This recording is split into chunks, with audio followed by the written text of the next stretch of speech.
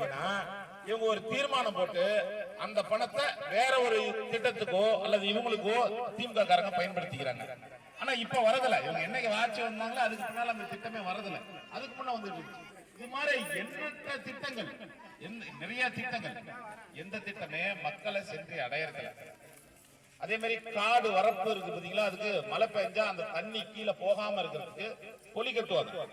அதெல்லாம் இருக்கு. இந்த மண் அணைப்பு அதுக்கு ஒரு அமௌண்ட் தராங்க. அதெல்லாம் உங்களுக்கு கிடைச்சிருக்காது. அதெல்லாம் இவங்களே போட்டு அப்படியே கையெழுத்து போட்டு அப்படியே எடுத்துக்கிட்டே இருக்க வேண்டியதுதான். ஏன்னா தலைவரா அண்ணன் தலைவரா இருந்தாரு, என்ன நடக்குதுன்னு அவருக்கு தெரியும். இந்த மாதிரி நிறைய கொள்ளையடிக்கிறதுக்கு ஒரு அளவே இல்லாம போச்சு. நம்ம பெண் பிள்ளைகள் இருக்காங்க, சேலத்துக்கோ இல்ல மற்ற ஊருக்கே போனாங்கன்னா அந்த குழந்தைங்க எப்ப வரும் என்னாலும் ஒவ்வொரு தாய்மார்களும் பெத்தவங்களும் பயந்துகிட்டே தான் இருக்கிறாங்க. இப்ப 2 நாளைக்கு முன்னால பாத்தீங்கன்னா சேலம் பழைய பஸ் நிலையத்துல ஒரு பெண்ணை பாலியல் பலாத்காரம் பண்ணிட்டாங்க. நீங்க டிவியில பாத்துருப்பீங்க. டிவியில பாருங்க, போட்டு கிழிச்சிட்டு நீங்க டிவியோ நியூஸ் பேப்பரையோ திறந்தா எடுத்து பார்த்தா என்னைக்காவது ஏதாவது ஒரு குற்றம் வராம இருக்குதா?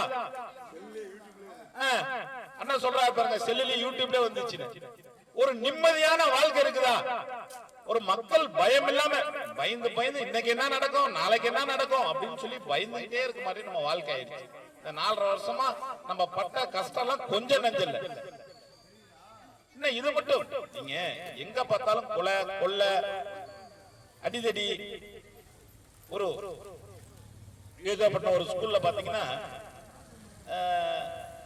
2 கோஷ்டி பசங்க, படிக்கிற பசங்க, பள்ளியில படிக்கிற பசங்க 2 பேருமே வீச்சு எடுத்துட்டு வராங்க, கத்தி எடுத்துட்டு வராங்க இந்த வயசுல. அப்ப பள்ளியிலேயே இந்த அராஜகம் நடக்க ஆரம்பிக்குது பாருங்க. எப்படி இந்த வயசுலயே இந்த மாதிரி நடந்தா அவனுடைய ஃபியூச்சர் என்ன ஆகுது? அவன் பெரிய மனிதா நாள ஆகும் போது அவனுடைய குணங்கள் எப்படி இருக்கும் பாருங்க. இதை கட்டுப்படுத்த தவறிட்டாரு நம்ம முதல்வர். அவரு சொல்றாரு, எங்கெல்லாம் அக்கிரம அநியாயம் நடக்குது அங்கெல்லாம் இரும்பு கரம் போட்டு அடக்கவே இல்லை. ஏன் இப்பெல்லாம் இரும்பு கரெல்லாம் என்ன வீட்டுல வச்சுட்டு வந்தாரா, பொட்டியில வச்சுட்டு வந்தாரா? இரும்பு கரமே இல்லையா?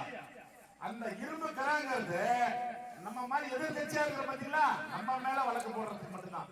ஏன் மேல வழக்கு இருக்குது? பாட்டாளி மக்கள் கட்சிக்காரங்களுக்கு தெரியும், பாவம் அவங்களுக்கு வழக்கு இருக்குது. மற்ற கட்சிக்கு அண்ணா திமுக சேர்ந்த சகோதரர்களுக்கு இருக்குது. ஆனா அவங்க கட்சிக்கு இல்லை. இரும்பு கரம் நம்மளை தாக்கத்தை பயன்படுத்துறதுக்கு தான், நம்மளை மிரட்டுறது.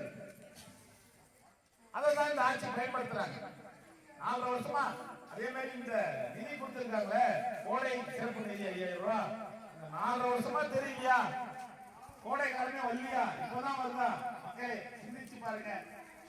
நாம ஒவ்வொரு மனிதனும் சிந்திக்க வேண்டிய நேரம். சிந்திச்சு வருங்காலத்துல இந்த எலெக்ஷன் வரப்போற சட்டமன்ற தேர்தல் 2024 நம்ம சிந்திச்சு செயல்பட்டு நம்ம தேசிய